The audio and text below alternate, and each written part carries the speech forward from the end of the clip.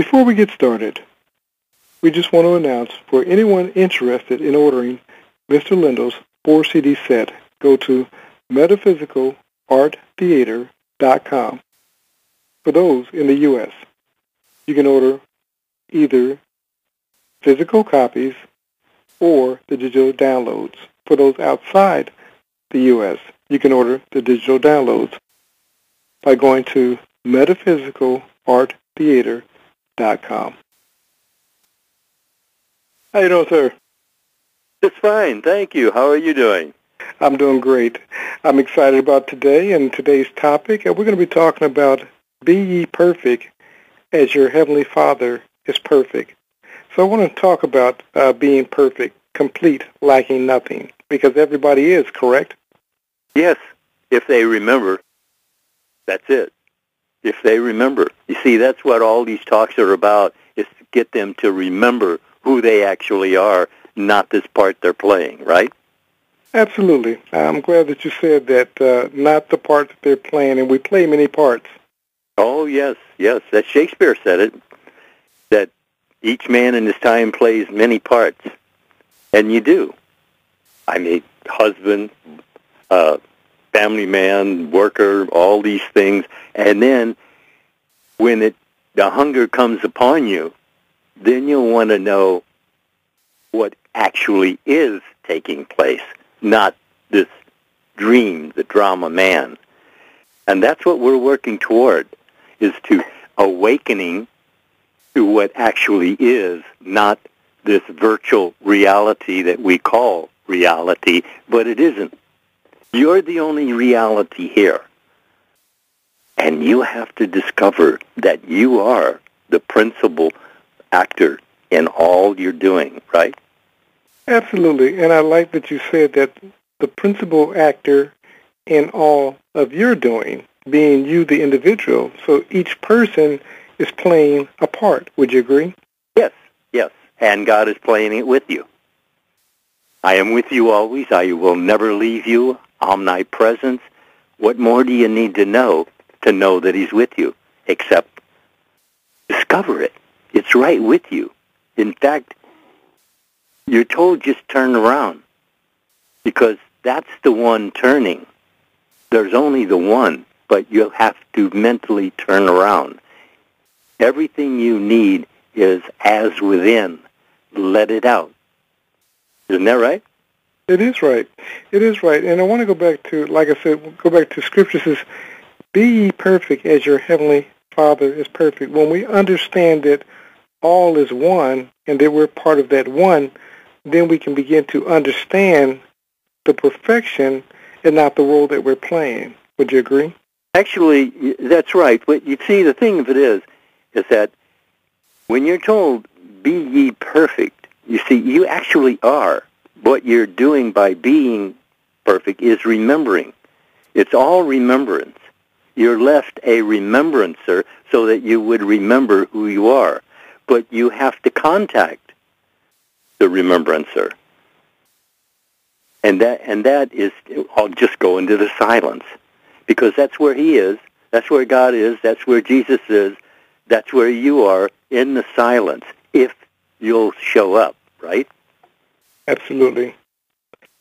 You know, and it's often, I basically looked up in the Strong Concordance about perfection, and it said, brought to its end, finished, lacking nothing, necessary to completeness, perfect. So when we understand, when we begin operating, as it were, from the end, we begin to operate, as you say, from a state of remembering who it is that we are. We're walking in our perfection. Would you agree? Yes, absolutely. Look, as you think, you are. If you can keep that in remembrance right up to the moment, you are what you think you are about yourself. What do you think about yourself? Do you even examine what you think about yourself? Because until you do, you really won't know. And if you don't know, you're just wandering around. And I did a lot of that. Just wandering around. it takes focus. In fact, the one thing that Neville stressed all the time was that you have to be focused, because you're being focused. That's the coin of heaven. That's your voice. And you're speaking your voice, but what are you saying when you're speaking your voice, especially when you're talking to yourself, right? Absolutely, absolutely. You said, quoting Scripture, as you think you are. And I love that in reference to us talking about perfection, we can only perfectly display what it is that we're conveying by way of our thoughts. Is that correct? Yes. Yes. In other words, what you are, if you would just listen to what you're saying to yourself, you'd know where you're going and what you're doing, wouldn't you? Absolutely. But you see, that takes focus, and that's not really natural to man to take focus. I mean, his mind jumping all over the place all the time. I know when I sit still, if I don't listen to something for a little while or get myself in the mood of feeling after better than the best, then you just get lost in thought. And being lost in thought can be anything from uncomfortable to disastrous. Wouldn't you say? Absolutely. And you said, if you just listen to yourself. And the truth of the matter is, most of us haven't gotten to the point where we can take time and hear what it is that we're saying to ourselves. Is that correct? Well, you're all you got. And it's full, but you have to open it. You see, you're just like a book that's closed, and you don't know what's in the book. But if you open it and you get into the book, then you'll know what you're there to find out, right? Absolutely. So you have to open it. It says open and quicken. Neville would say that all the time. Open and quicken. Those little thoughts that come to you that give you substance to think about, that's worthy of your attention, right? Absolutely. I like that you said that we're a book to be open. And within that book is truly unlimited possibilities for that individual if he or she understands that they're given to choose this day. And I only say that because I know many people who at one day they were sleeping in their car, and, years have passed, and now some of these same people are literally billionaires. But what happened? They simply changed their thought and changed their world. Would you agree? Yes, they woke up to a degree. That's what we're all looking for, is to wake up for a moment to see what's really going on. And you can do this. It's a given that you can do this. You're told to choose this day. Well, what are you choosing? Because you are choosing. Every word you speak is choosing your day. So I kind of watch what you're saying when you say. I would. And not miss what was just said. Every word. And Jesus said it this way, even every idle word. Would you agree? Oh, yes.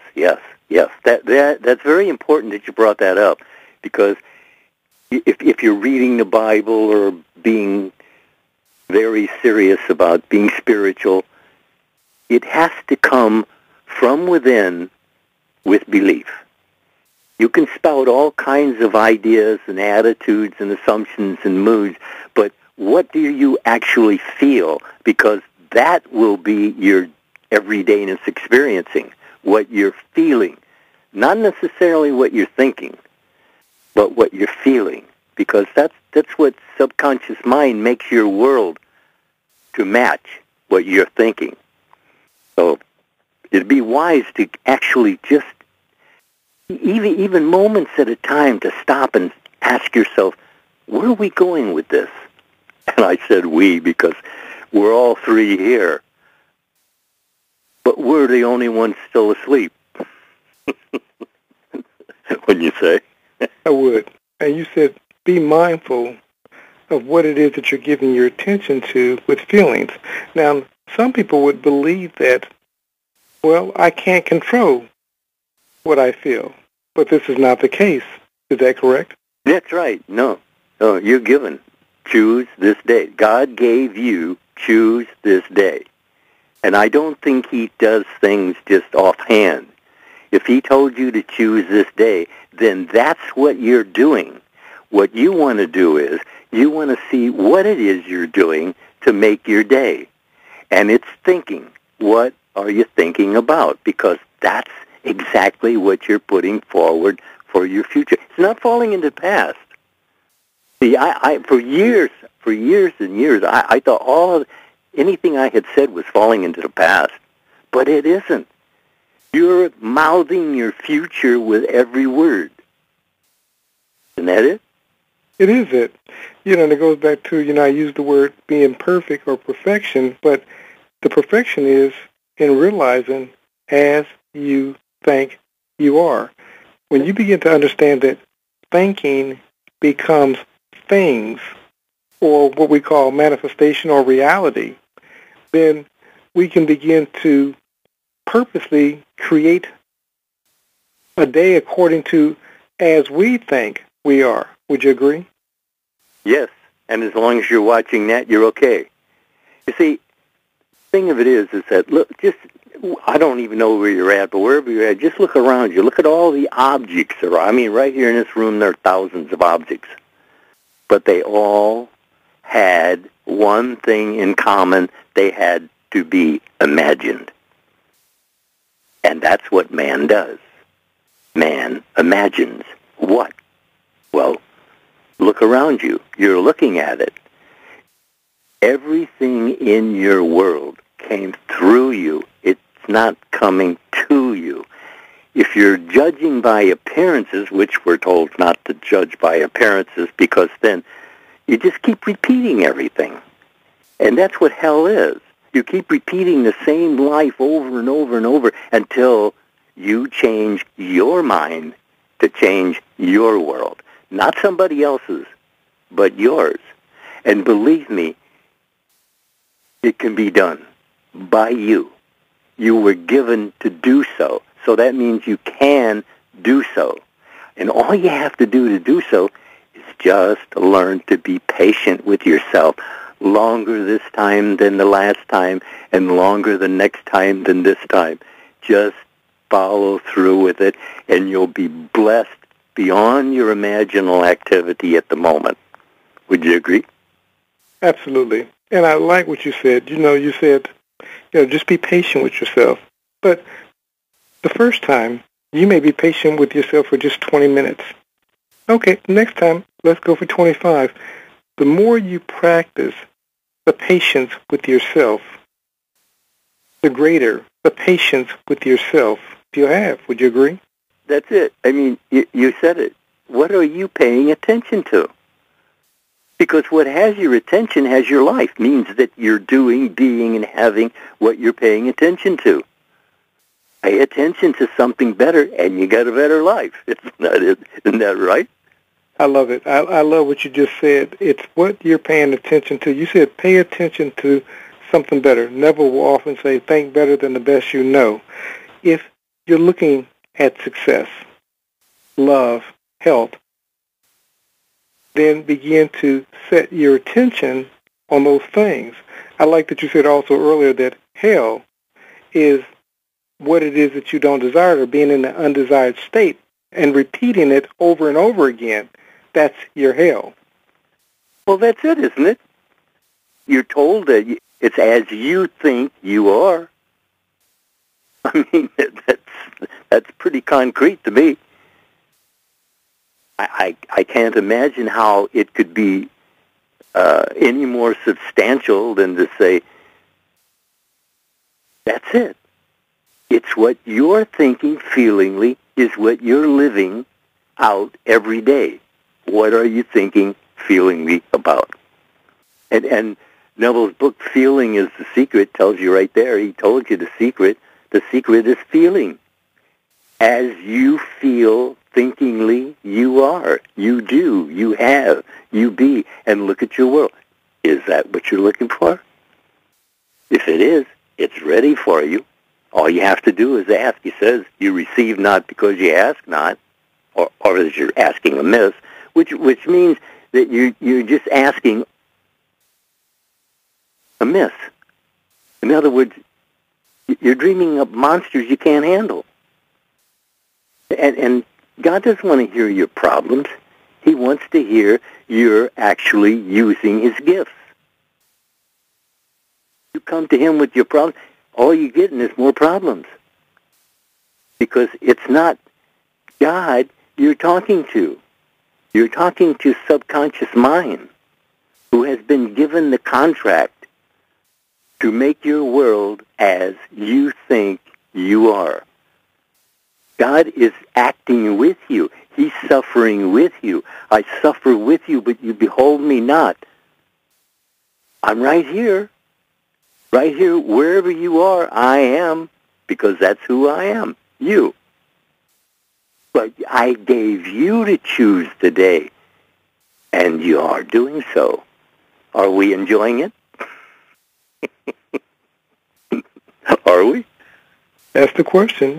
And listening to you at the moment, what it's done for me, even in looking at the word perfect or perfection, it gives a whole new meaning to it, because what it says is that as you think you are. So you're perfectly creating after your own imagination, and if you don't like it, you simply need to change it and go in a different direction with your thoughts. Would you agree? That's it. That's it. If it's as you think you are and you're thinking nonsense, well, that's what you're experiencing. If you're thinking lovely and of good report, that's what you're experiencing, because Jesus said it. This is a world of giving. You're being given the whole world, and also God himself. He gave you everything, and then he gave you permission to choose having the power, not a little power, not some power. It is God's power, because he gave you permission. And for him to give you permission to do it, he's the only power, so he had to give you his power. And that's what he's done. And that's what he's telling you. Do not imagine mischievous imaginings, because they're creative too. See, your down and out attitude is what's forming your world. And if you don't like it, get happy. He even told you, have a little wine for your stomach's sake and your many infirmities. And that didn't mean a drink for every infirmity. Well, anyway. When you said that for the person to be happy, the first thing that came to my mind was a song that came out years ago, and it was Don't Worry, Be Happy. And the thing about that song, it was so popular that it stayed on the #1 list for many, many, many months. What it told me as a young man was that people truly want to be happy. Would you agree? Oh, absolutely. Absolutely. And wanting to be is not being. Is that right? Absolutely. You see, wanting it is saying you don't have it. And God don't want to hear you don't have it, because he gave you all these gifts. And you have talents I'm sure you haven't even imagined yet. But you will. If you'll just relax, if you'll just be patient with yourself, you'll see so much more. Because, like you said, you're to be in the world, but not to be of the world. And the world has your mind of thinking. If you're not choosing what you're going to think, I'm telling you that the environment around you is going to be choosing for you. And they're just waiting to do so. And that's what people are complaining about. They don't seem to have any choice. But you do. And it's a God choice, not man's choice. It's God's choice that you choose this day. And you're told you're praying ceaselessly, as within, so without, ceaselessly. It doesn't. If you just watch your own inner conversations, you'll find it won't take you long to get yourself in trouble. Because I mean, here, 40, 50 years later, I'm still being on guard to watch what I'm thinking, because somebody can say something and suddenly you're, well, what, and all of a sudden you can be upset, and it takes literally nothing to be upset. But it really doesn't take anything to be happy if you'll just relax. That's half of being happy, isn't it? You know what? And it makes me, when you say it, if you just relax, I thought about what you will often say, and there's the rub. Yeah. There's the rub. They probably will say something to the effect, well, see, why do I need to relax to be happy? Because if you're not relaxed, ego mind is running rampant. Would you agree? Absolutely. As a matter of fact, that's what is happening most of the time. And that tells you right there, that's why you're unhappy, because your mind's unhappy. Look, you can pick up mindsets, hundreds of them really, thousands probably, but they act automatically, you understand? They're like little compartments, and each one of those is like a button on the scale. And so you touch that with any situation, and that mindset will enact, and it'll be totally inactive, and you won't have any control over it being so, because you set it in motion just by having that attitude, that assumption, that mood. You set your life, your thinking, your feeling in motion. What's the motion leading you to? If it's not leading you where you want to go, I suggest you stop it right then and there. Drop it.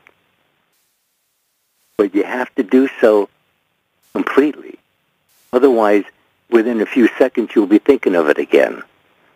And then that's why people say, well, I can't choose what I think. Well, certainly you can. How could you actually take the idea that God gave you to choose this day if you can't choose this day? And you can. It's a given, already given. It's not something you're waiting for. It's not something you're trying to be good for. That I hear that people say, well, maybe I'll get a little wiser and a little smarter later on. Doubtfully. But the idea is now. Put a sign on the wall. N-O-W. Now. Do it now.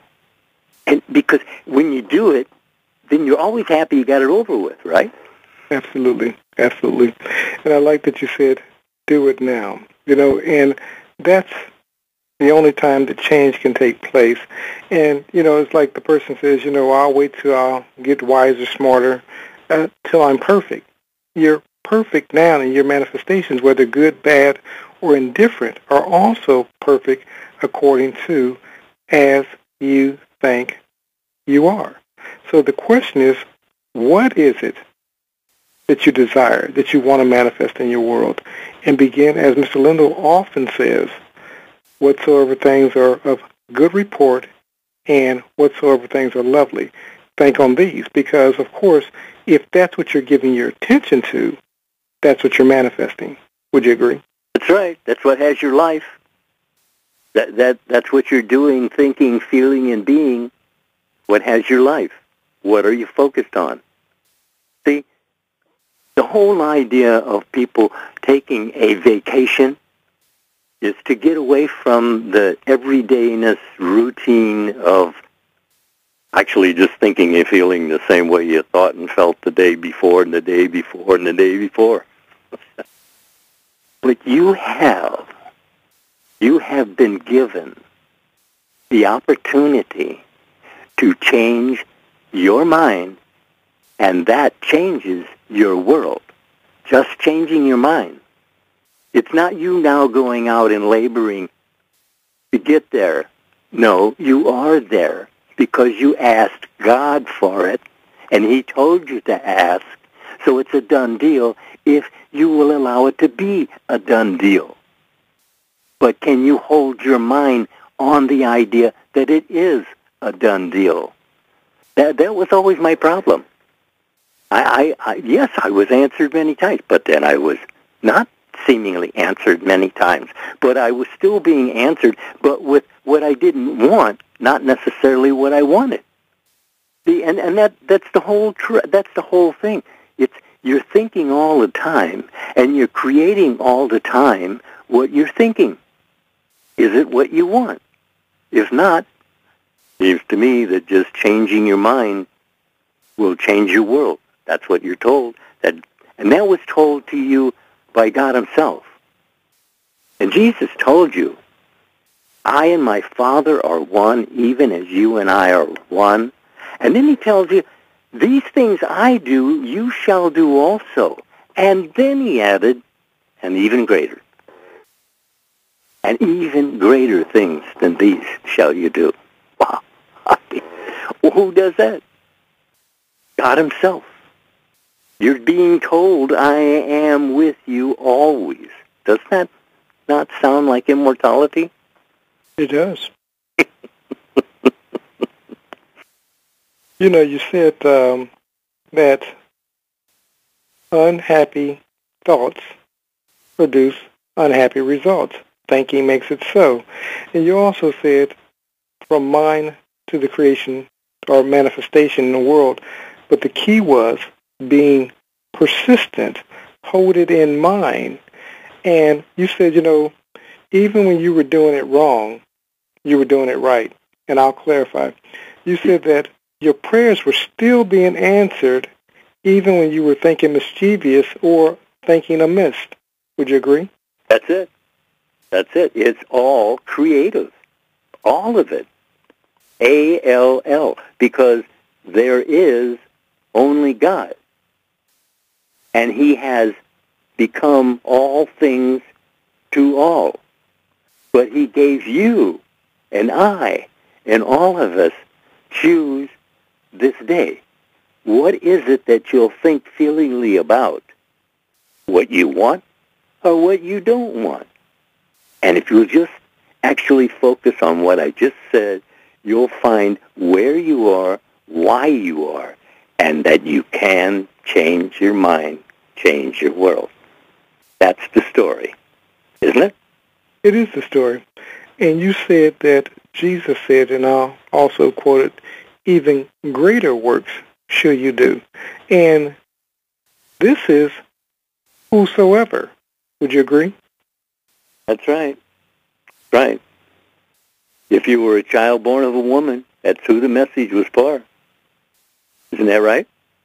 I'm just pausing because it's so powerful. If every person understands is hearing our message, that right now, with thoughts and the information that you have, you're doing greater works than Jesus, and you don't even realize it.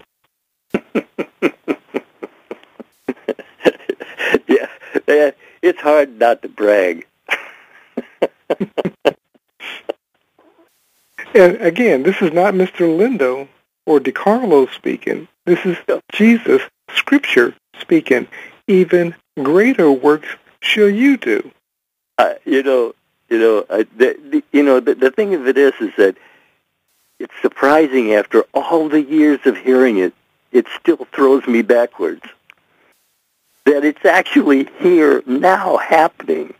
And well, the blind are leading the blind, and that's what the problem is. Everybody's blind. But you're operating the power, not a little power. You see, not some other power. The power is what you actually are thinking, feelingly with. The power, backing every word, and every word must be accounted for. So, and the thing of it is, you're on all the time. That's something people really don't realize fully, is that they're on all the time, because you're either setting yourself up or setting yourself free.